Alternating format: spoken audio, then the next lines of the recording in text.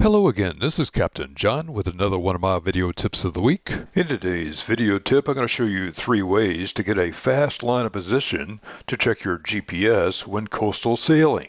Use a high-quality hand bearing compass before you purchase. Be sure to test the compass in the store. Make sure it's easy on your eyes, the card does not stick on the sides of the compass, and that the compass reading has good repeatability. Find a spot aboard your boat that's free of magnetic influences, and this is usually near the helm. This will often be the most convenient area for sailing short or single-handed.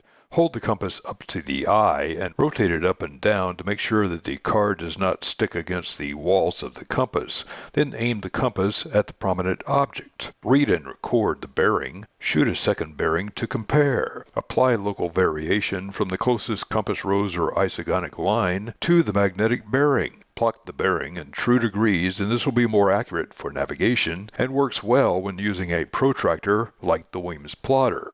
You can also use the steering compass along with your headstay. If your compass is free of deviation or magnetic influences, you can fall off course for a few seconds to attain a bearing on a shoreside object. This method works best with objects forward of the beam. Change course to line up the headstay with the object. Read and record the steering compass reading and return to the original course. Apply variation and plot the bearing as described earlier. For objects near the beam, use beam pre-marks. Use a cockpit sheet winch or other piece of sailing gear mounted near your beam. Here you would change course just enough to line up the winch or other piece of beam-mounted gear and read the steering compass when you can superimpose the object over or behind the beam-mounted sailing gear. In the illustration, we line up our cockpit sheet winch with the prominent object ashore. Add 90 degrees here because the bearing is on the starboard side. For bearings on the port side, subtract 90 degrees from the compass reading. Apply variation and plot the bearing as described earlier.